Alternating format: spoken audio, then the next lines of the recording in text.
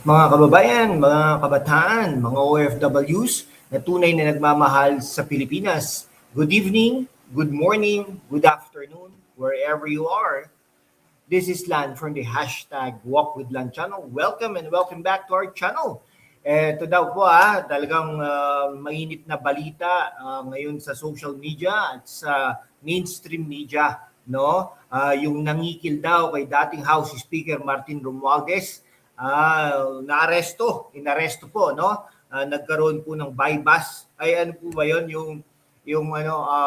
pinain po nila yung perang ano po sana, hindi natin alam kung may katotohanan ba ito, no? May mga video pa ng pag-uusap nila. Nakakatakot po pala yung mga gano'n, no? Yung pag-uusap po nila. Kaya po wag po tayong mag-ano, no? Tapos may picture daw ni PRRD. Nako po, talaga. At biglang pinalutang ni Ping Lacson, Senador Ping Lacson, ang 500 million allocables ni Senador Rodante Marcoleta do sa yumaong DPWH Undersecretary. Ano ba talaga ang nangyayari sa likod ng mga ito? Ngayon, we will go deep, intellectual, fact-based, walang kinikilingan, pero walang sinasanto rin. Dahil sa mundong ito, ang katotohanan ang unang nasasaktan. Kung ikaw ay frustrated sa politika na puno ng drama at power play, stay tuned. Ito ang ilang mga minutong katotohanan, truth session na magbabago sa pananaw mo. Hit that like button now para ipakita nating buhay pa ang kritikal na pag-iisip sa Pilipinas. Mga kababayan, let's start with facts. Si Martin Romualdez bilang former House Speaker ay nasa gitna ng maraming kontrobersiya. Yung flood control projects na bilyon-bilyon ang halaga, pero baha pa rin saan man, no? May mga allegation ng korupsyon, may mga videos na pinag-uusapan at may extortion claims na nag-e-escalate. Pero ang pinaka nakakatawa at nakakainis, ginagamit pa ang picture ni PRRD para may gustong magpa-impreso o mag-threaten gamit ang dating Pangulo. Classic power play. Si Romualdez ba ay tunay na nagtatrabaho para sa bayan o para sa sariling empire? Intellectually speaking, kapag ang isang leader ay masyadong focus sa personal rivalries imbes na sa totoong solusyon sa baha, infrastructure at ekonomiya, yan ang red flag.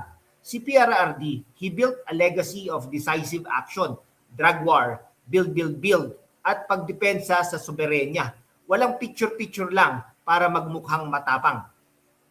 Picture ni PRRD para may nagsasabi na, look, may connection ako kay Duterte. Pero sa totoong laban, si PRRD, walang picture lang, may resulta. Para sa mga kabataan dyan na nasa TikTok at university at sa mga OFWs na nagpapadala ng pera para mabuhay ang pamilya, alalahanin nyo si Rodrigo Roa Duterte. Shoutout nga muna pala sa mga estudyante ng AMA. Yan, Okay. AMA Fairview. Okay. AMA Makati. AMA QC. Mga yan, no? AMA CLC. Ano pa? Ano pa ba? Lyceum Northwestern University. Okay. Lyceum University of the Philippines, LPU. Lyceum of the Philippines University, LPU. Diyan sa Maynila. Okay. Technological Institute of the Philippines. Okay. Mabuhay po kayo lahat. Manila Central University. Our Lady of Fatima University in Valenzuela. Okay. Maraming salamat po sa inyong lahat. No? GK College. Okay. Anyway, si Pangulong Rodrigo Roa Duterte ay hindi po perpekto. Pero siyang unang nagsabi ng Pilipinas muna. Hindi siya natakot sa China, sa US o sa sino man. He empowered the common Filipino. Mga kabataan, imagine ninyo a leader na hindi lang salita kundi aksyon mula sa Mindanao hanggang Malacanang.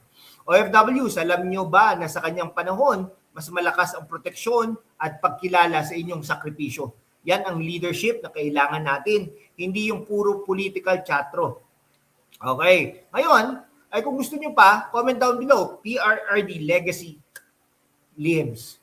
Okay, ngayon, kay Senador Ping Lacson, matagal na siyang kilala bilang Mr. Clean, pero bakit sa panahong ito, biglang pinalutang ang 500 million pesos allocables ni Senador Rodante Marcoleta? Handwritten note daw mula sa late Undersecretary. Nako po, patay na nga, dinadamay pa eh.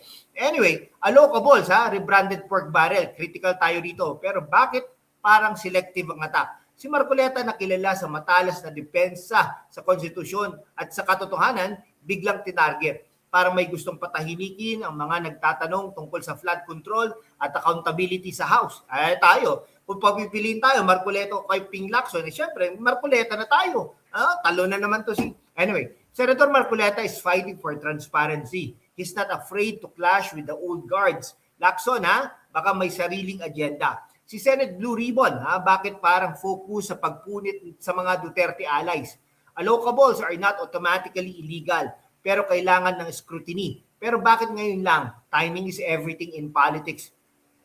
Si Lacson parang chess master, pero minsan parang naglalaro ng solo chess para manalo sa personal score. Let's connect the dots intellectually. Mga kaibigan, no? Siyempre, yung House of Representatives o Malacanang, may riff naman po yan sa Pangulong Rodrigo Roa Duterte, no? Hindi sila umuubra kasi sa ginagawa nila sa mga Duterte camp, no? Yung impeachment drama, no, labang kay VP Sara talaga, tingnan mo naman. Ano ba nangyayari? Imbes na atupagin ang mga inflation na yan, tapos yung mga pagbaksak ng stock market, yung mga infrastructure, wala na no? Inaatupag ng impeachment case ni Vice President Sara Duterte. Okay, mga extortion cases at pictures na ginagamit. Nakakatakot. At biglang expose sa Senado. Nako po, hindi ka naman Mr. Expose. Senator Ping, di ba? Okay, dati naniniwala ako sa iyo pero ngayon, parang nung kumampi ka na sa mga Romualdez at saka sa Marcos, ay parang iba na. Anyway, ito ba ay coincidence o coordinated effort para i-neutralize ang mga matatapang na boses? Siyempre, isa sa mga matapang na boses dyan ay si Senador Rodante Marcoleta. Sa isang tunay na demokrasya, criticism is healthy. Pero kapag ginagamit ang state resources o media para iharas ang political opponents, yan ang dangerous. Para naman sa mga kabataan, huwag kayong maniwala sa surface narrative.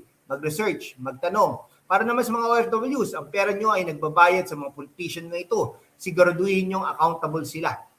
Mga kababayan, sa mundo kung saan ang kasinungalingan ay nangingibabaw, ang katotohanan ang unang sinisikil. Pero kasama kayo, magpapatuloy tayo sa laban na walang takot, walang kinikilingan at laging handa para sa bayan.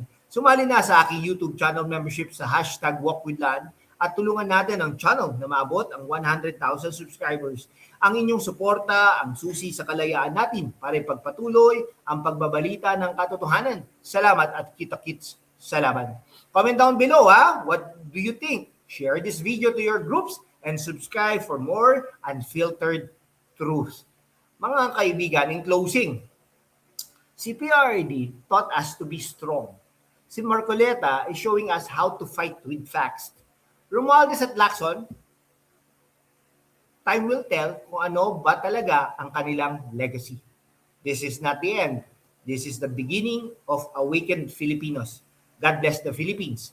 See you in the next battle. Peace out. Pero ready to fight for the truth.